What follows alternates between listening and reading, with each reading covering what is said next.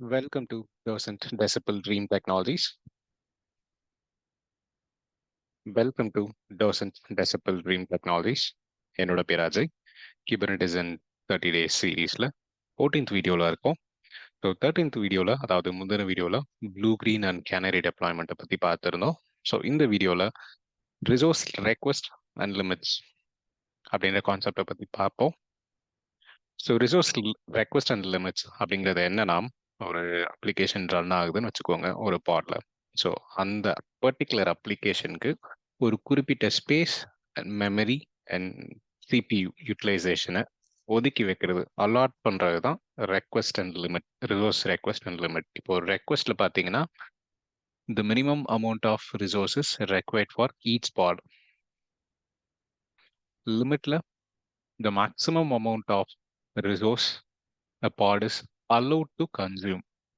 இப்போ இதில் கிளீனாக மென்ஷன் பண்ணியிருக்கிறது, ஒரு பாட் மேக்ஸிமம் 512 MB யூஸ் பண்ணலாம், 0.5 CPU கோரை யூஸ் பண்ணலாம், மினிமம் 256 MB அண்ட் 0.1 கோரை யூஸ் பண்ணலாம் ஆஸ் அ CPU யூட்டிலைசேஷனாக. ஸோ இந்த மாதிரி நீங்கள் ஏன் டிஃபைன் பண்ணுறீங்க அப்படின்னா, ஒரு 10 GB கிளஸ்டர் இருக்குன்னு வச்சுக்கோங்க. ஒரு கிளஸ்டரோட சைஸ் 10 GB. அந்த 10 GBயில் ஒரு பர்டிகுலர் அப்ளிகேஷன் டெப்ளாய் பண்ணிட்டீங்க. உங்களுக்கு அதிகமான இன்பவுண்ட் ரெக்வஸ்ட் வரும்பொழுது ஒரு பர்டிகுலர் பாட் மட்டும் ஜாஸ்தி யூசேஜ் இருக்கு, ஜாஸ்தி மெமரி அண்ட் ஸ்டோரேஜ் கன்சியூம் பண்ணுதுன்னும் போது உங்களுக்கு காஸ்ட் அதிகமாக சான்சஸ் இருக்கு.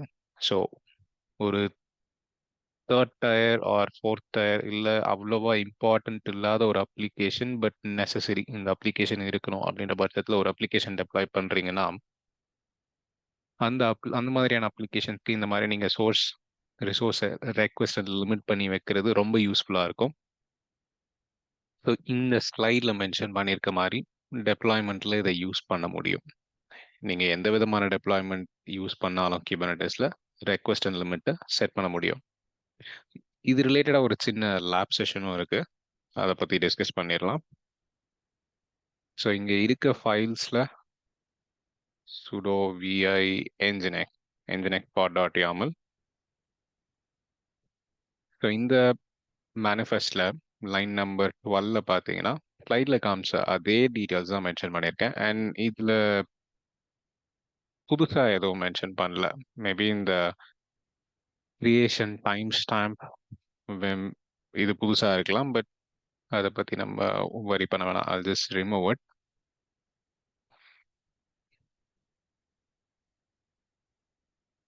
ஓகே, ஸோ இது ஒரு நார்மலான பாட் மேனிஃபெஸ்ட் தான்.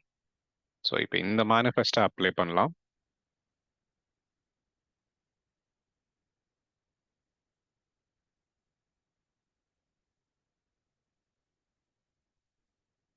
Okay, so pod created, kubectl get pods -o okay, இப்போ இந்த பாடை டிஸ்கிரைப் பண்ணி பார்த்தோம்னா நமக்கு என்ன ஸ்பேஸ் அலோகேட் ஆயிருக்குன்றது நமக்கு டீட்டெயிலாக தெரிஞ்சிடும். So kubectl describe pod nginx. So இங்கே கிளீனாக மென்ஷன் ஆயிருக்கு, restart count 0, limits CPU 500 millicore and then memory 512 MB, request 100 millicore, memory 256.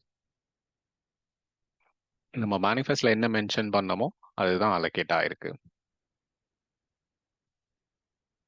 So இந்த டாபிக்ல if at all you need more information or you want to practice, as usual, Kubernetes request and limit கூகுளில் search பண்ணிக்கிட்டா உங்களுக்கு first வர link kubernetes.io. kubernetes.io அந்த வெப்சைட்டில் documentation, அந்த documentation உங்களுக்கு எல்லா டாப்பிக்குமே, நம்ம டிஸ்கஸ் பண்ணுற எல்லா டாப்பிக்குமே இருக்குது. இப்போ பர்டிகுலராக resource management for pots and containers, இதில் உங்களுக்கு எக்ஸாம்பிள்ஸ் இருக்குது. CPU யூட்டிலைசேஷன்னா என்ன, நம்ம ஏன் அதை மென்ஷன் பண்ணணும் அப்படின்ற டீட்டெயில்ஸும் இருக்குது. அண்ட் இங்கே எக்ஸாம்பிள் மேனிஃபெஸ்டோ மென்ஷன் பண்ணியிருக்காங்க. இப்போ ஒரு பாட் கிரியேட் பண்ணுறீங்க அப்படின்ற பட்சத்தில் அதில் ஒரே ஒரு கண்டெய்னர் மட்டும் இருக்காது, மல்டிபிள் கண்டெய்னர்ஸ் இருக்க பாடையும் நீங்கள் கிரியேட் பண்ணுவீங்க. Pod is a collection of container, அதாவது ஒரு பாடுக்குள்ளே எத்தனை கண்டெய்னர்ஸ் வேணாலும் இருக்கலாம். ஒரு 3 tier applications, database, front end, back end, 3 tier application நீங்க deploy பண்றீங்கன்ற பட்சத்துல ஃப்ரண்ட் எண்டுக்கு ஒரு பர்டிகுலர் ஸ்பேஸ் அலோகேஷன் இருக்கும், பேக் எண்ட்க்கு ஒரு பர்டிகுலர் ஸ்பேஸ் அலோகேஷன் இருக்கும், ப்ளஸ் டேட்டாபேஸ் கண்டெய்னருக்கு ஒரு பர்டிகுலர் ஸ்பேஸ் அலோகேஷன் இருக்கும். அந்த மாதிரி பர்பஸ், அந்த மாதிரி ரெக்வைர்மெண்ட்டுக்கு நீங்கள் இந்த ரெக்வெஸ்ட் லிமிட் பிளாக்கை டிஃபைன் பண்ணி யூஸ் பண்ணிக்கலாம். அண்ட் மெயின் பர்பஸ் என்னன்னு பார்த்தீங்கன்னா, ஒரு கிளஸ்டரோட சைஸ் 10 GB தான் இருக்கு, இல்லை 5 GB தான் இருக்கு அப்படின்ற பட்சத்தில் நீங்கள் இந்த ஸ்டோரேஜ் அண்ட் பிபி யூட்டிலைசேஷனை ரெஸ்ட்ரிக்ட் பண்ணுன்ற பட்சத்தில் ரிசோர்ஸ் ரெக்வெஸ்ட் அண்ட் லிமிட்டை டிஃபைன் பண்ணீங்கன்னா, நீங்கள் என்ன டிஃபைன் பண்ணுறீங்களோ, என்ன லைன் டிஃபைன் பண்ணுறீங்களோ அதில் தான் இருக்கும். ஈவன் இதில் ரெப்ளிகா செட்ஸை நீங்கள் 2 or 3ன்னு கிரியேட் பண்ணாலும், இன்னொரு அடிஷ்னல் பாட் கிரியேட் ஆச்சுனாலுமே நீங்கள் என்ன டிஃபைன் பண்ணுறீங்களோ அதே கெப்பாசிட்டியில் தான் அந்த பாடுமே கிரியேட் ஆகும். ஸோ தட் வித்தின் த லிமிட்ஸ்குள்ளே உங்களோட ஸ்டோரேஜ் அண்ட் சிபி யூட்டிலைசேஷன் இருந்துகிட்டு இருக்கும். I'll stop here. இதுக்கு அடுத்த வீடியோவில் ஃபால்ட் டாலரன்ஸ், அதாவது லைனஸ் ப்ரோப், ரெடினஸ் ப்ரோப்னா என்னன்றதை பார்ப்போம். இஃப் அட் ஆல் உங்களுக்கு இதில் இந்த கான்செப்ட்ஸில் இல்லை இதுக்கு முன்னாடி டிஸ்கஸ் பண்ண கான்செப்ட்ஸில் உங்களுக்கு டவுட்ஸ் இருக்குன்ற பட்சத்தில் எங்களோட டீட்டெயில்ஸ், கான்டாக்ட் டீட்டெயில்ஸ் ஆல்ரெடி டிஸ்கிரிப்ஷனில் இருக்குது. ப்ளஸ் நீங்கள் கமெண்ட் செக்ஷன்லையும் கமெண்ட் பண்ணலாம். So that will try to explain you more. Thank you.